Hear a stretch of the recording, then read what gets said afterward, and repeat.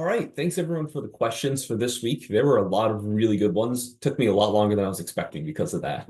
But yeah, this is great. And this is the first time I'm doing this semester. So I think it's a valuable way to kind of simulate the in-class interaction of you guys asking questions if you don't understand something or want some more, um, I guess, to dive into something a little bit deeper. I'm only picking a few questions to talk about here. The rest of them I tried to answer in the comments. I may have missed one or two as I saved them as drafts and have to go back later and finish them off. Some of the questions are actually really detailed, which is cool and gives me a chance to think about these more in depth, but also can take some time. So I wanted to get this out quickly because it's already Tuesday and you guys are starting the next module. So one of the questions I want to talk about is someone asked how you know when the economic model has too much detail, when it's too cumbersome to work with. There's really not a specific rule that will tell you. Basically, what we're doing for this class is starting at the simplest level possible. So our model of labor market equilibrium, we're assuming like all workers are the same, all firms are the same, that like the prices between regions are the same, that basically we're trying to hold everything constant, as much of it as possible, so that we can just look at the effect of changes in price and the number of workers that are working, so price and quantity, or I guess for workers, wages and the number of workers. As you go on and try to answer different questions, you're going to want to include more detail. So later on, we're going to work with more complex models, and that'll be more the second half of the course. In that situation, you're going to want to include what's necessary to do that, to get at the answers that you want to understand, but also not include too much information. Again, each one it's kind of like a balancing act. It's hard for me to sit here and just say exactly what to do, more than just like, when you see it. I was reading a blog this morning before I started my workday, and economist Arnold Kling, he talked about the use of models. So it was really perfect timing for me. And one of the things he talked about was Milton Friedman's idea of billiards players, that they don't actually use purely physical models when they're trying to determine, what ball to go after, how to hit the cue ball, things like that. But if you model it as if they are doing that, that really explains what's going on. And it's a good way to think about how we use these models in labor economics. That later on, we're going to talk about things that firms face, like marginal revenue and marginal cost, and think about hiring an additional worker, increasing output by 1 unit. May not be the perfect encapsulation of exactly how firms are thinking about this, but this is exactly how they behave. Because they already have a certain level of output, their decision is, do I hire this next one? Maybe they're thinking, do I hire 15 more people? Do I increase output by 1,000 instead of one? But it's basically thinking on the margin, thinking on the next. So if we use our model that way, it'll help us really get at that answer and understand how firms are thinking. The next set of questions was two questions about specifically organization for military, but something where market forces aren't present. So we're talking about typically government agencies, but it can also be for what we call NGOs, non-government agencies that are more like charities that are set up. They don't operate within a market, but they're also not being run by the government. So when organizations don't operate within a market context, so they're not competing against firms, they don't face the same kind of incentives. So often when politicians run for office, one of the things they talk about is making government function like a business, especially Republicans tend to focus on that. Democrats use slightly different language, but often focus on making government more effective at their job. One of the problems is without a hard budget constraint, so firms operating the market, if you spend too much money and don't make enough, eventually you'll run out and you'll go out of business. The military, government agencies, charities, they don't have this sort of budget that they have to deal with and within competition against other firms. So they have more room to waste money, to not spend it on their most valued uses. One thing they tend to do to try to remain efficient is to rely on what they call cost benefit analyses and only do things that pass their cost benefit analysis. So basically they try to tally up all the costs that go into it, both the monetary costs and then some of the opportunity costs, things they can't spend money on. Then they look at the benefits, specifically what's the value that's going to be generated by this. and only if the benefits are greater than the cost will they do it. It can be very difficult to try to do that in practice. Of course, ahead of time, you can write up a good cost benefit analysis, but does it actually include everything?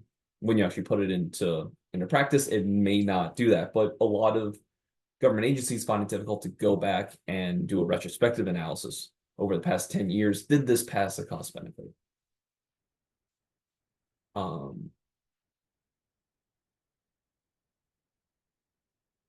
Yeah, so moving on to the next question. Someone asked about one of the specific lines in one of the Hayek readings. Hayek originally wrote in German. German is a very difficult language to read. I assume I don't know how to speak German despite taking a German class in undergrad. But when they're translated into English, they're still very difficult to read. Some of it just because of the really strong use of difficult language and the sentence structure, where oftentimes the noun will be put towards the end and they will have really long, complex sentences. So it just makes a slog to get through. I had to read a lot of Hayek and Ludwig von Mises when I was in grad school, and it took a lot more time than reading economists that wrote in English. But basically, I think one of the quotes was, put at their briefest, the marginal rates of substitution between any two commodities or factors must be the same as in all of their different uses. That in and of itself, very difficult to understand. But basically what Hayek is trying to get at here is how firms within a market choose to allocate resources. So without getting too much into the weeds, the basic idea is that in the long run, resources are used in their highest valued use. Right now, we think, okay, like we know how to make all the products that are being sold right now. Excuse me. So the question before firms is, okay, like, is there a better way to do this or a slightly cheaper way to do this? But if we go back, originally people have to decide, okay, what do you make an office desk out of? Do you make it out of wood? Do you make it out of iron? Do you make it out of steel? Do you make it out of solid gold? This may seem goofy to think about, but when you first start out, first create a brand new product, you don't know what to do. So what tells you which product or which input to use in your product is the relative prices. So if you try to use gold to make that office desk, it's very wasteful, it's unnecessary. There are a lot of firms that want to use gold for other much more valuable uses. They will bid up the price of gold, and a producer trying to make an office desk will look at gold and say, okay, that's way too expensive to use. How about wood? That's a lot cheaper. That process will go on throughout the economy for like all the different inputs that firms are considering using. And it's not instantaneous, but over time, as they see the relative prices change, firms recognize they can use a slightly less expensive material that still does a good enough job to make whatever product they're doing, so they can use wood to make the desk instead of super expensive solid metal. Resources kind of get spread out in a way so that they get used in their most valued resources. Something that Hayek talks about is how, and something I don't like using this language without intentionally saying this, is that it's as if people are like there's one central planner that is distributing all the resources to their different uses. That's what happens throughout the market process. Adam Smith's invisible hand, it's as if it's being done that way. It's not, it's individuals or individual firms looking at what is available and seeing what best meets their needs. But over time, it's as if that's going on, being planned by one individual.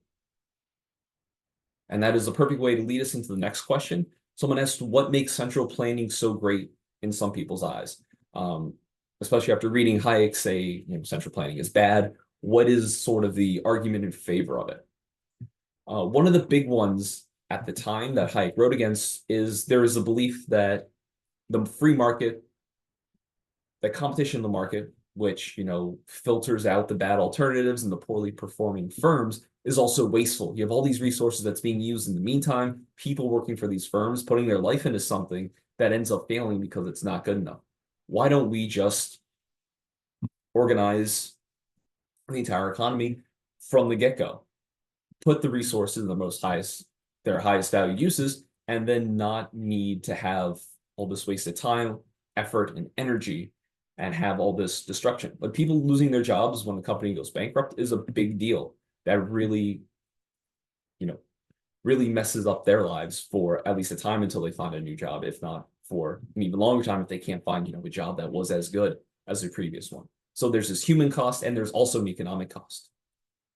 However, central planning has its own issues. So you end up not having this feedback over the long term for what's successful and what's unsuccessful. So you can have these poorly performing firms or bad products that are out there for a long time because there's just not enough a flashing signal saying this is bad. You need to stop doing this.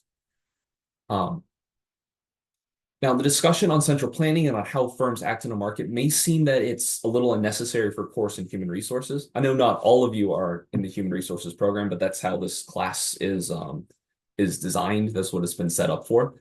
But what I want you to be able to do is think about how firms function, and then their role in the overall economy, how they compete against each other, how they allocate resources through the competitive process. So you can see how your role in HR helps your company to achieve those goals and function better. Someone else asked about how worker quality fits into the supply and demand model. This kind of goes back to one of the earlier questions about how we have a very simple model right now where we assume all workers and firms are the same. Later on, we're going to talk about what happens when employees are different, if they're better suited for a job or have more skills. Right now, this isn't necessary for what we're trying to understand, which is just basically how markets function. But overall, later on, we will see how the effect on the overall market when we look at employers with different characteristics and employees with different skills and characteristics. And I'll end here with a quick discussion on positive versus normative economics. There were a few questions on that. So basically, positive economics is doing an analysis saying when you do X, Y will be the result. And normative economics is much more opinion-based, or normative analysis is much more opinion-based.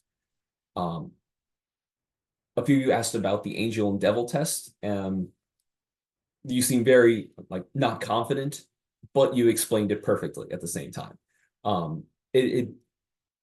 I do recognize that it can be kind of difficult to kind of have this click in your mind where you have two people do the same exact analysis. If you do X, Y will happen. One of them says Y is good. The other says Y is bad. One example, and we using economics and policy is imagine Republicans and Democrats in Congress are debating a bill to increase taxes for people that earn over $1 million a year. Most Republicans would be against that or would be skeptical of it. They would say, oh, yes, that is going to raise taxes on the rich, and this is bad. A lot of Democrats would say this will raise taxes on the rich, and this is good. So they disagree about what they want the outcome to be, but they do agree that whatever they do is going to result in the same thing. So they're in total agreement on that. It's just they want something different to be the result.